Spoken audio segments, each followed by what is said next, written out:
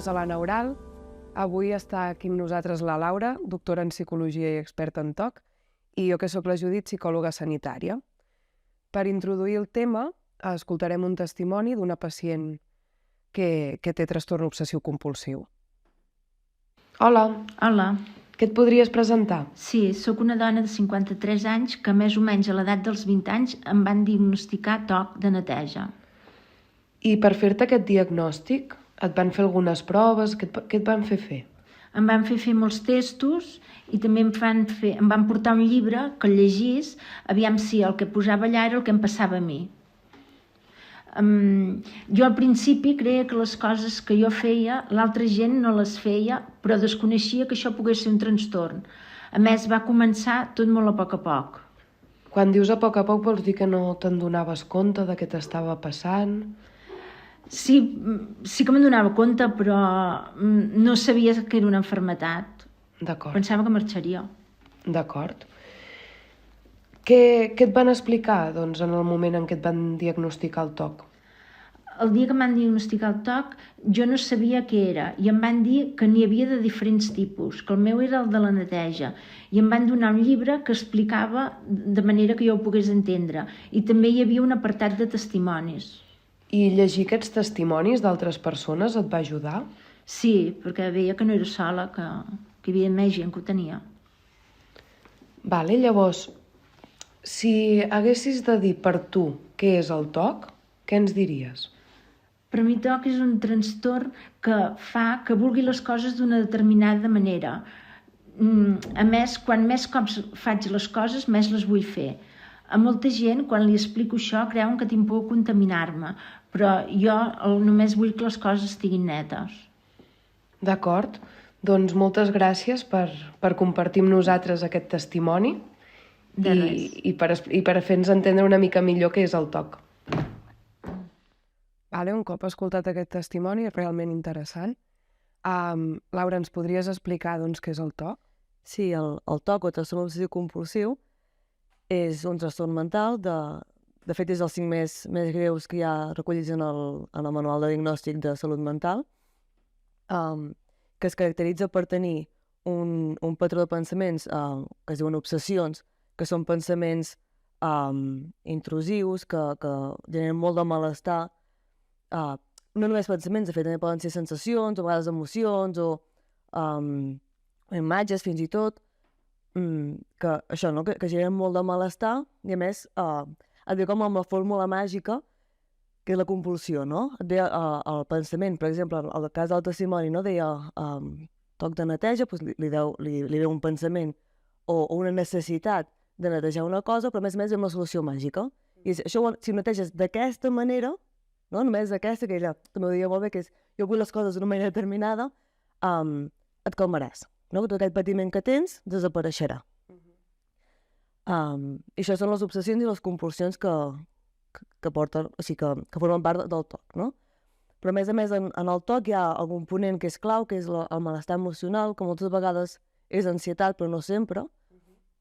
També pot ser que vingui amb una sensació de perill sense que sigui ansietat, o amb molt de malestar, no? Un malestar que no acabes de saber si és... No acaba de ser ansietat, no acaba de ser cap emoció concreta, però és com tinc una necessitat que he de cobrir, ho he de fer ja, com una urgència, per fer aquesta compulsió, aquesta acció màgica que farà que aquest malestar desapareixi. No sé si t'he contestat. Sí, la veritat és que sí, llavors, per lo que entenc, no? I també perquè ens entenguin, diguéssim que una cosa retroalimenta l'altra, per tant, l'obsessió retroalimenta l'obsessió i al revés. Sí, o sigui, tenim les obsessions, que són aquests pensaments o aquestes sensacions més de caire mental, no? Que generen molta ansietat. De fet, crec que si ho dibuixem serà més fàcil. Tenim l'obsessió, que genera molt de malestar, generalment és ansietat, però sempre diem que és ansietat, però no sempre, i ve amb una fórmula màgica que és la compulsió, no? Llavors hi ha un perill o hi ha una necessitat, això genera molt de malestar i diu, si fas aquesta compulsió, això disminuirà. Com que disminueix, perquè realment a l'instant disminueix, el que fa és estar reforçant aquesta idea, L'obsessió en si. l'obsessió, que és el que deia el testimoni, que com més faig el que m'està dient el toc que he de fer, més ganes tinc de fer-ho. Com una mica quan tens una picada de mosquit que si no te la rasques no pica, però la comences a rascar no pots parar. Exacte. És una mica el mateix, no? A més, hi ha el punt aquest de com que si faig això deixo de patir, en el moment que netejo doncs, que sé, el terra d'una manera determinada, ja no tinc el malestar perquè el terra no està net d'aquella manera, funciona. Però la trampa és que aquest bucle cada cop va més, no? Com més netejo, més em sembla que allò no està prou bé, per tant, més malestar tinc, per tant, més de netejar, i a vegades arriba a casos extrems d'estar-se hores i hores i hores netejant o fer conductes compulsives que són que acaben generant mal físic a les persones, no? Val. Clar, llavors, no, per entendre-ho també, quan passa tot això, per tant ja tenim instaurat el trastorn obsessiu-compulsiu, hi ha alguna manera d'erradicar-lo totalment? No, bueno, el TOC és crònic, es considera crònic i que no té cura. Sí que és cert que amb la teràpia, amb l'exposició en prevenció de resposta, que és la teràpia que s'ha de fer amb TOC, s'aconsegueix tenir una qualitat de vida molt bona, s'aconsegueix poder ignorar aquesta obsessió. De fet, si mirem el dibuix tal com us he explicat que funcionava, l'obsessió genera molta ansietat i el voler deslliurar-se d'aquesta ansietat és el que fa que haguem de fer aquestes conductes a vegades rares o curioses, no? En teràpia el que fem és, d'alguna manera, que és molt difícil, és de les coses més difícils de fer quan estem fent teràpia, acceptar que aquest malestar no ens matarà, que el podem suportar, que apareixerà i desapareixerà independentment de si fem això o no. Llavors, deixar de fer la conducta aquesta que ens està generant aquest malestar, doncs, per seguir l'exemple de la neteja, no? Si l'obsessió diu que el terra és brut i això ens genera molt de malestar i la compulsió és l'he de netejar, per exemple, coses que m'he anat trobant, no? Amb aigua a més de 120 graus i lleixiu. I només d'aquesta manera pot ser, no? Doncs si deixo de fer això i aguanto aquest malestar, de la mateixa manera que si ho faig li estic donant la raó, si ho deixo de fer, passa el malestar, li estic traient la raó. No? Llavors, l'obsessió segurament hi anirà sent al llarg de tota la vida, però que sí que podem guanyar amb la teràpia és no ser esclaus d'aquest cercle. Per tant, malgrat que l'obsessió, el nivell de malestar o d'ansietat es vagi regulant, sigui menys, tampoc és sempre estable, no? Però sigui més controlable per nosaltres i no haver de fer les compulsions cada cop que aparegui l'obsessió. L'objectiu de la teràpia és aquest, no és curar, perquè el TOC en principi no té cura, però sí tenir una qualitat de vida i poder tenir projectes i poder tenir la llibertat d'escollir què volem fer amb la nostra vida independentment de que ens diguin unes obsessions o unes altres. Val. Clar, llavors, en aquest sentit, perquè la testimoni ens comentava de que a ella li havien diagnosticat el TOC de neteja, però també comentava de que li havien dit que hi havia més d'un trastorn, o sigui, més d'un tipus de TOC. Sí. Bé, de fet, hi ha com agrupats molts tipus de TOC, no? Però jo sempre dic que hi ha un TOC per cada persona que en té. Perquè realment sí que hi ha certes obsessions i compulsions que com molt similars, no? Segur que hem sentit parlar tots els de neteja, que hi ha més d'una pel·lícula que en parla, els de comprovació, que és el típic de comprar la porta moltes vegades i si està tancada o no, o, ostres, vols dir que tancar la porta i tornar a casa? Que això ho fem tots una mica, però quan ho fas en bucle o no pots sortir de casa si no has comprat la porta 25 vegades, això ja impedeix el teu dia a dia, no? Hi ha el de comprovació, hi ha el de neteja, hi ha el d'ordre, n'hi ha de mentals, n'hi ha de físics, n'hi ha de dubte, n'hi ha de, que es diu el TOC pur, que és obsessions pures pràcticament sense compulsions o només amb compulsions mentals com comptar. N'hi ha de màgic, o sigui, n'hi ha molts tipus de TOC. Però a l'hora de la veritat, jo podria haver trobat un pacient que era un TOC només d'una cosa, no? La majoria de persones tenen obsessions de diferents tipus, podria hi ha una predominant. En qualsevol cas, és això, no?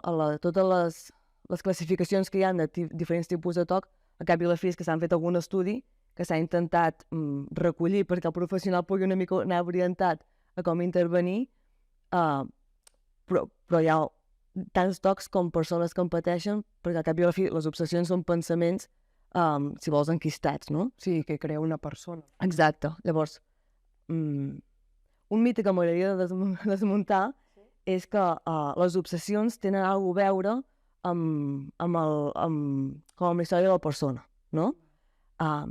Sí que és cert que s'ha vist que van una mica a fer mal, no? Allò que més t'importa a tu, doncs van a fotre allà.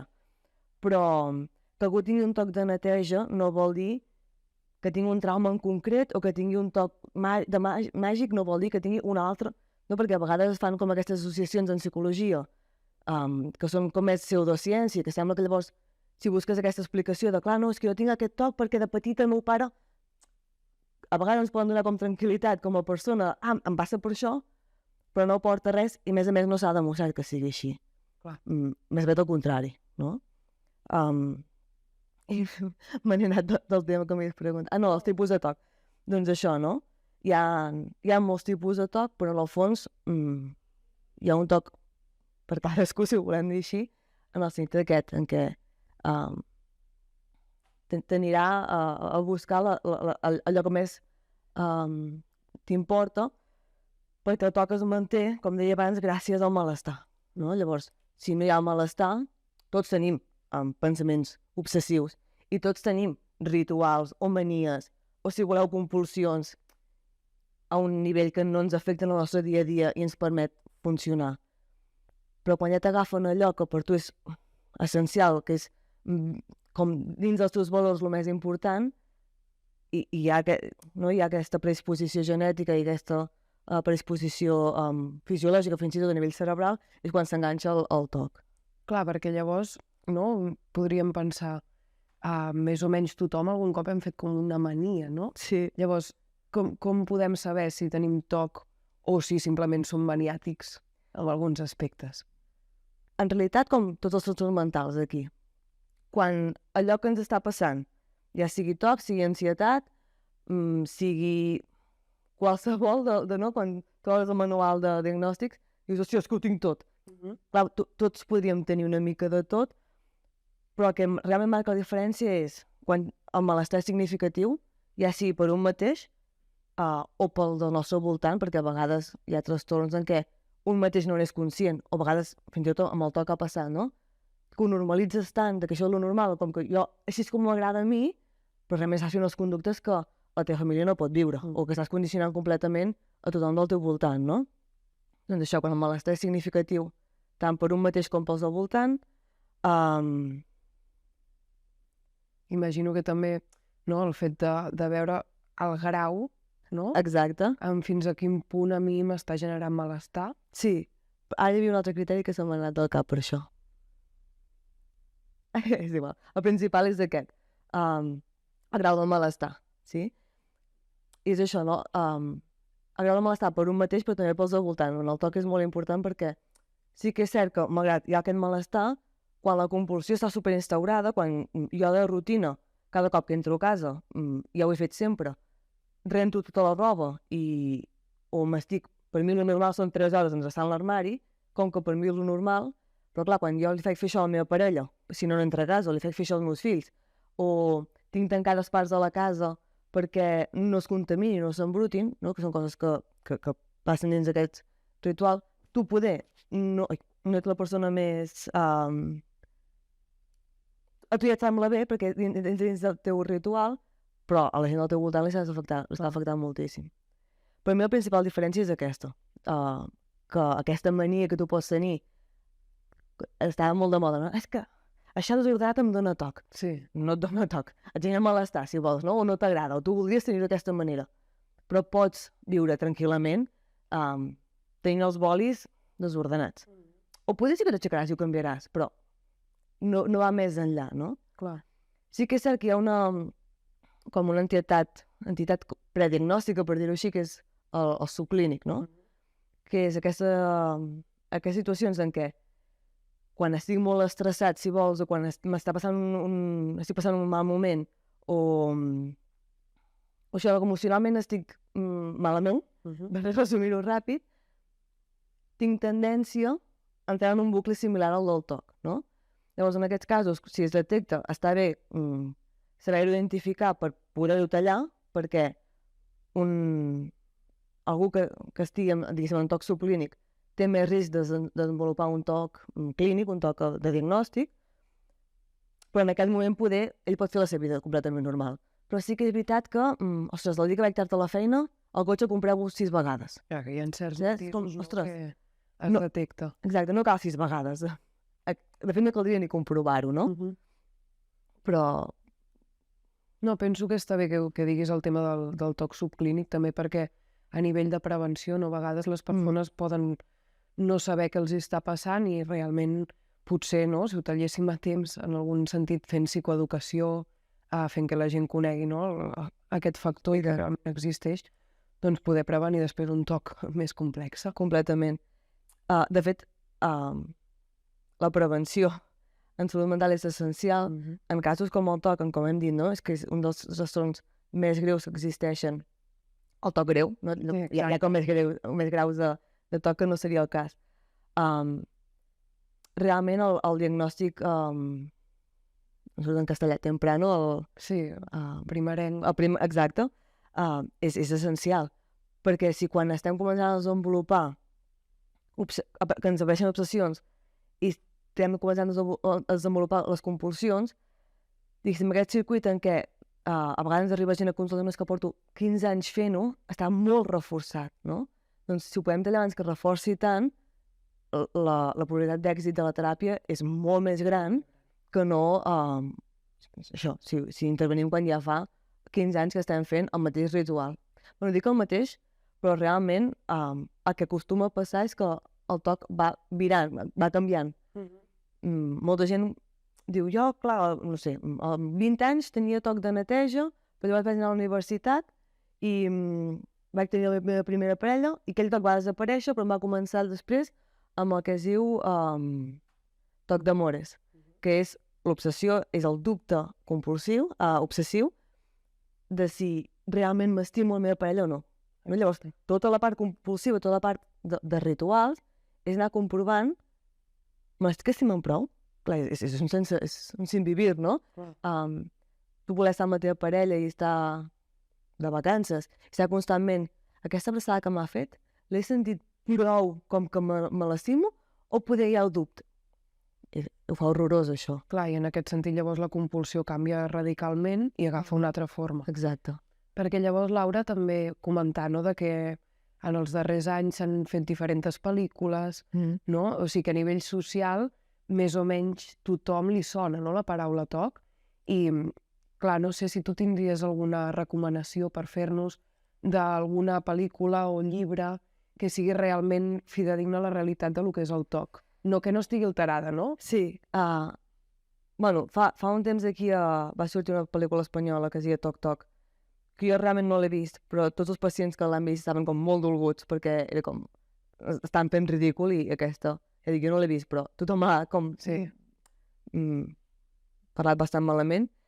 Hi ha una que fa estona que estic anant pensant el nom, que no em ve, del Jack Nicholson, que té un toc de neteja molt heavy. Ja sé quina vols dir. Si penseu, ho podem posar en els comentaris a la descripció del vídeo del podcast, el nom de la pel·lícula. I llavors hi ha els testimonis que han escrit llibres, que són aquestes dues noies. Aquest és més curtet, que és una noia que s'ha tractat a TOC Granada, que és l'associació més important de TOC a nivell d'Espanya. I aquest que és de la Judit Montserrat, que si la busqueu a l'Instagram la trobareu i fa molta divulgació del TOC i de com ha anat la seva teràpia, perquè ella realment ha passat per molts tipus de TOC des de molt petita i ara mateix està en una fase com de remissió, que sí que el que dèiem, no? que van sortint obsessions, però ja té totes les eines per controlar-les i quan veu que se li descontrola torna a fer teràpia com per tornar a controlar perquè no li torni a ser tan gros com havia sigut, que aquest és molt complet i és superinteressant. Està molt bé perquè realment, no, si ens fixem en la testimoni, deia que a ella el fet d'haver llegit testimonis, no, li havia ajudat molt, també per veure que no és l'única en la que es troben aquestes dificultats i que, a més, doncs, bueno, no, ho podem normalitzar des del que cap i poder-ho portar millor. En aquest sentit, que considero que en general la vida és superimportant, en salut mental més, i en el TOC m'he trobat moltíssim perquè és un trastorn supersolitari, perquè t'aïlla, no? Jo moltes vegades als pacients els dic, t'has de tenir en compte que si el TOC fos una persona i tingués un objectiu, seria aïllar-te, que tu t'estiguessis set al llit tot el dia, a les fosques, sense aixecar-te, i acabar-te matant d'aquesta manera. És com l'objectiu últim del TOC, no? Llavors, qualsevol cosa que vagi en contra d'això és una victòria. Llavors, ara me n'estava anant, però a Barcelona hi ha una associació que es diu TOC 2.0, que fan reunions... Abans de la pandèmia eren setmanals, jo diria que ja es tornen a fer quinzenals, on hi ha grup d'ajuda mútua i a més hi van experts a fer xerrades i a donar informació sobre el TOC, sí. I pots anar-hi tant presencial com online, no? Que a vegades aquí a comarques ens quedem una mica més lluny de tot, però perquè es reuneixen a Barcelona, però el punt aquest és important fer-lo. Per això, no? Perquè moltes vegades és que m'estic tornant boig. O sigui, el meu cap m'està dient que faci coses que ja sé que no hauria de fer, però és que no puc no fer, no? O m'està fent posar en dubte situacions en què jo tinc clar què vull, però hi ha aquest dubte patològic que no em deixa viure, no? Llavors, que algú digui, jo també, a mi també em passa, o poder no exactament igual que tu, no? Però també m'hi trobo i també he de lluitar tot sovint, fa que ens sentim una mica menys sols. Sí, més recolzats. Sí. Vale, Laura, doncs crec que ja ho hem comentat una mica tot. Si ens voleu seguir veient, doncs seguirem fent contingut i fins aquí